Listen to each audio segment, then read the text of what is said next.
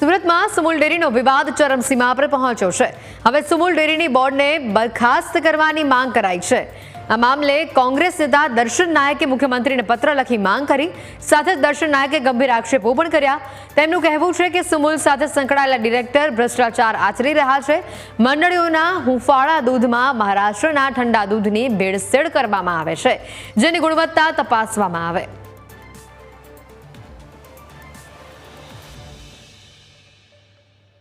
સાહેબ, આપણે રજૂઆત કરી હતી 1 કરોડનો ગેરવહીવટ, કઈ રીતે આ ગેરવહીવટ થયો અને કઈ રીતે આ જે ડિરેક્ટરો છે આ સમગ્ર મામલાને અંજામ આપતા હતા?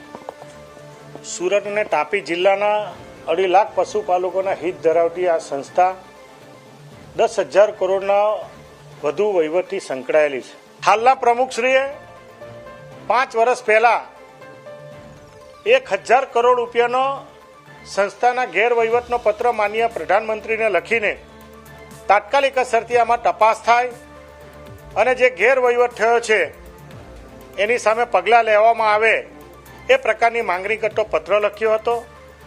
હાલમાં એ જ પત્ર લખનાર પ્રમુખ પોતે સંસ્થાના પ્રમુખ છે અને જેની સામે પત્ર લખવામાં આવ્યો એ હાલમાં ઉપપ્રમુખ છે।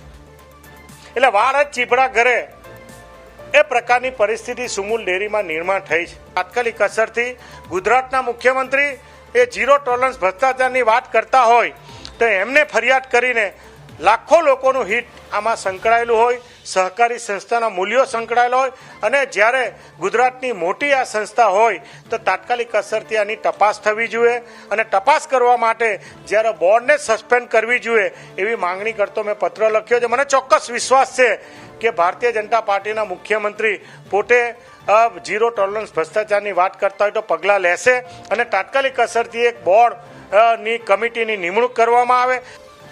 હતા કોંગ્રેસ નેતા દર્શન નાયક કે તેમને મુખ્યમંત્રીને સીધો પત્ર લખ્યો છે અને સુમુલના કરોડોના જે ગેરવહીવટ છે તેને લઈ અને જે વર્તમાન જે કિસ્સો સામે આવ્યો છે કે બહારની મંડળીઓનું દૂધ સુમુલમાં ભરીને કરોડો રૂપિયાનું આજે છે સુમુલ સાથે કંઈક ઉચાપત કરવામાં આવી, આ પ્રકારનો જે કિસ્સો સામે આવ્યો છે તેને લઈ સુમુલનું બોર્ડ બરખાસ્ત થાય તેવી રજૂઆત છે તે મુખ્યમંત્રી સુધી પહોંચી છે।